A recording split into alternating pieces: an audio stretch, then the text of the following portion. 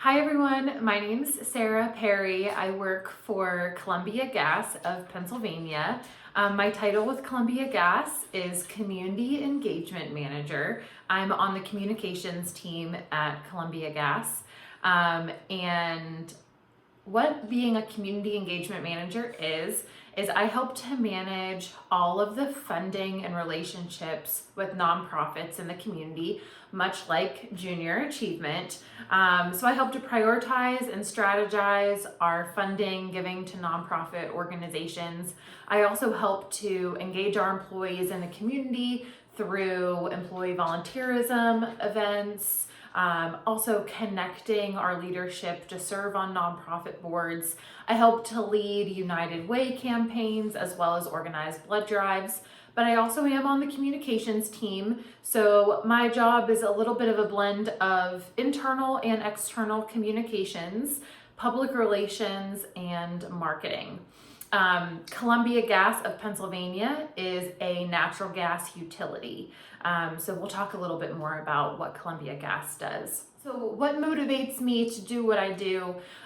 So working for a natural gas utility service is an essential service to all homes and many businesses. That energy that is used to light your stove and to make your natural gas stove work, or to heat your hot water tank and give you hot water for hot showers. Natural gas energy and utilities are essential, and I feel as if through helping to work for Columbia Gas and helping to provide that natural gas service, I really am helping people on a daily basis. So I love going to work every day because I really feel as if through my role and through working for Columbia Gas, I'm helping others. So what is my education and pathway, including my degree? So I did go to college and I have a 4-year marketing degree. I also sought out some higher education as well and have a 1-year master's degree as well in international marketing. The perfect kind of path to do my type of job would be something in public relations, communications, or marketing. Also maybe some type of certification or extra training in nonprofit management would also be really beneficial. So what does my typical work day look like? I would say my typical work day is a lot of planning. I'm doing a lot of writing and I'm doing a lot of planning. I'm always planning events and helping to work with nonprofit organizations to set up different volunteer opportunities as well as community opportunities. But then also part of my role is to let people know about all the great things we're doing. So I'm always doing some type of internal writing, whether that's emails to employees or helping our leadership with talking points or with presentations they're doing. So lots and lots of writing and communications. Also, you do have to be well versed in communicating well with others, public presentations, external communications. I am one of the spokespeople for the company, a designated person to help to do radio, television, different types of interviews when needed.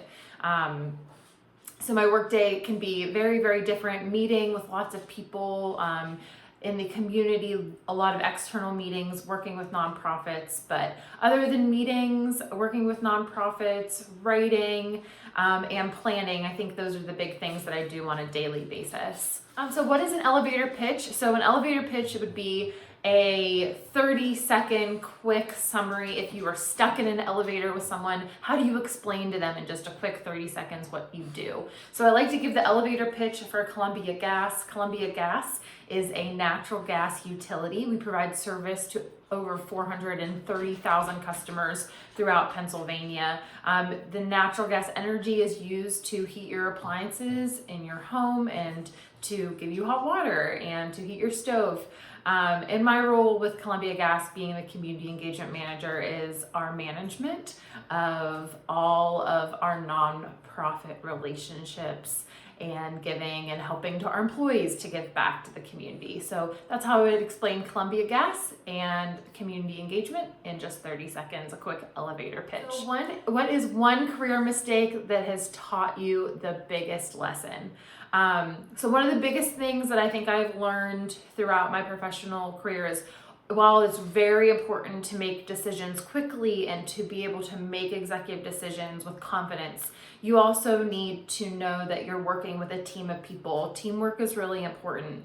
So you need to make sure that even though if you have the ability to make decisions, that you are thinking, how do I run this by other people? How do I bring other people into this process? So while you may be able to do something by yourself, sometimes taking a step back and asking yourself, how do I engage with others in this? How do I bring others into this decision-making process? How do I create buy-in with other people?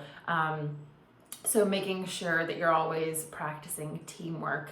I think that I've made mistakes of just acting too quickly to get things done and not bringing enough people along in the process. So I would encourage teamwork and to make sure that you're making all the decisions collectively when needed. So how do I define success? I think success can be found on a daily basis. For me, it's just getting something accomplished and feeling as if you're helping someone on a daily basis. Maybe that's stepping out of your comfort zone to do something new that you've never done before, or stepping out of your comfort zone to get something accomplished. But for me, success on a daily basis is just kind of thinking outside of the box. How can I help someone? As well as how can I get something accomplished today? So even if it's a little task, I think making baby steps are what lead to those big steps of getting things accomplished.